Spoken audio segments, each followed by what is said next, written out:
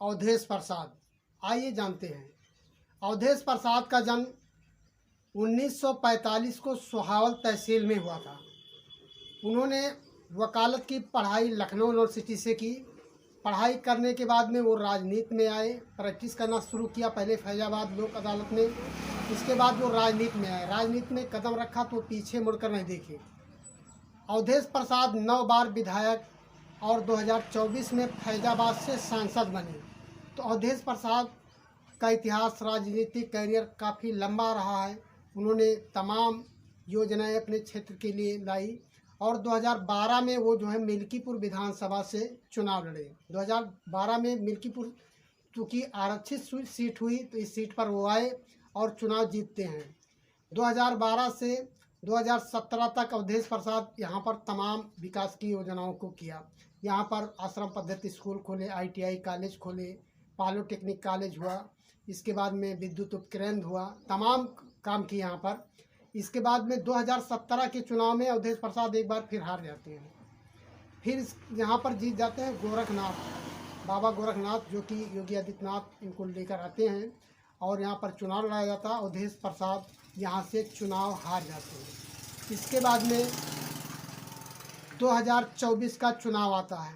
2022 का चुनाव आता है। 2022 के चुनाव में एक बार अखिलेश यादव ने पुनः अवधेश प्रसाद को यहाँ से लड़ाया।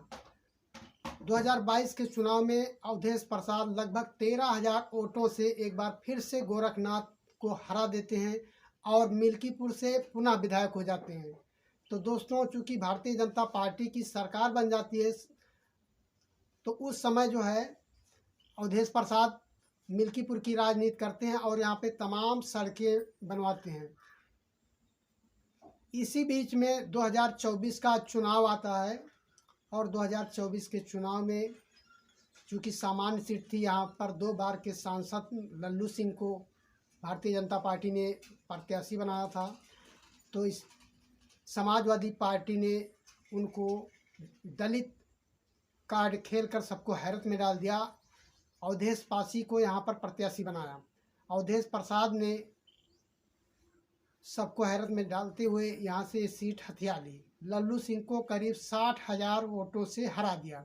इसके बाद भारतीय जनता पार्टी के खेमे में खलबली मिली, देश दुनिया में उनकी बड़ी थू-थू हुई। चलो। दोस्तों नमस्कार। कौन है फैजाबाद के दलित सांसद अवधेश प्रसाद? आइए जानते हैं। तो दोस्तों, अवधेश प्रसाद का जन्म सोहावल तहसील में 1945 को हुआ था। अवधेश प्रसाद ने लखनऊ यूनिवर्सिटी से पढ़ाई करके इसके बाद फैजाबाद कचहरी में वकालत की प्रैक्टिस करना शुरू किया। धीरे धीरे वो राजनीति करने लगे और मुलायम सिंह यादव लोहियावादी विचारधारा पर चलने लगे और मुलायम सिंह यादव के संपर्क में आए। करीब 9 बार विधायक और 1 बार सांसद बने। तो दोस्तों, 2024 के चुनाव में अखिलेश यादव ने अवधेश प्रसाद को टिकट देकर सबको हैरत में डाल दिया था, क्योंकि यहाँ पर सामान्य सीट पर उन्होंने दलित कार्ड खेला था और वो दलित कार्ड बिल्कुल सटीक बैठा और अवधेश प्रसाद लल्लू सिंह को हराकर यहाँ से सांसद बन गए। करीब लल्लू सिंह के उन्होंने 60,000 वोटों से लगभग हराया था। यही खड़बड़ाहट भारतीय जनता पार्टी के खेमे में मची हुई थी कि किस तरीके से अवधेश प्रसाद को नीचा दिखाया जाए, कैसे उनसे हार का बदला लिया जाए। इसी को लेकर भारतीय जनता पार्टी के कार्यकर्ता, पदाधिकारी, पूरी दुनिया में सभी लोग परेशान थे। तो दोस्तों, फैजाबाद से सांसद बन जाने के बाद में अवधेश प्रसाद मिल्कीपुर से चूँकि विधायक थे, 2022 में उन्होंने गोरखनाथ को हराकर यहाँ से विधायकी जीती थी, तो उनको इस्तीफा देना पड़ा। इस्तीफा देने के बाद में मिल्कीपुर सीट खाली हुई। मिल्कीपुर सीट खाली होते ही उन्होंने अपने बेटे अजीत प्रसाद पासी को टिकट दिलवाया। अजीत प्रसाद पासी को हराने के लिए योगी आदित्यनाथ करीब यहाँ पर 8 सभाएं की। उनके करीब 8 मंत्री यहाँ पर 1.5 महीना तक लगभग डेरा डाले रहे। करीब 40 विधायकों का जत्था पूरा मिल्कीपुर में घूम घूम कर उनको हराने के लिए पूरी रणनीति तैयारी की गई। तब जाकर फैजाबाद की हार का बदला मिल्कीपुर से ले पाए। करीब 60,000 वोटों से अवधेश प्रसाद के पुत्र अजीत प्रसाद चुनाव हार गए। यहाँ पर चंद्रभान पासवान चुनाव जीत जाते हैं और इस तरीके से अवधेश प्रसाद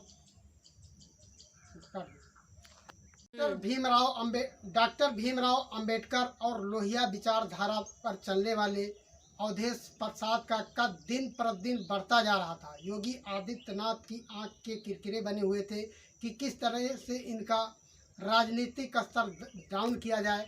उन्होंने करीब यहाँ पर मिल्कीपुर में 8 सभाएं की और उनके बेटे को हराने के लिए तमाम हथकंडे अपनाए गए। प्रशासनिक और राजस्व के कर्मचारियों द्वारा अदर पार्टी के वोटरों को धमकाया गया, डराया गया। तमाम मीडिया चैनलों ने दिखाया भी।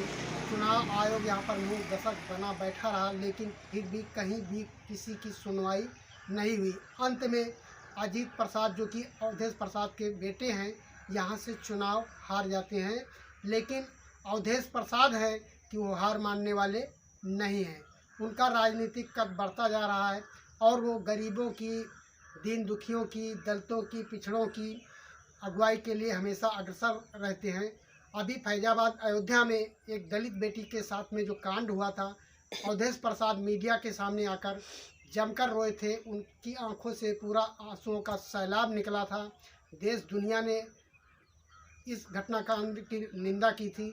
तो इस प्रकार से अवधेश प्रसाद का इतिहास बहुत ही सम्मानित रहा।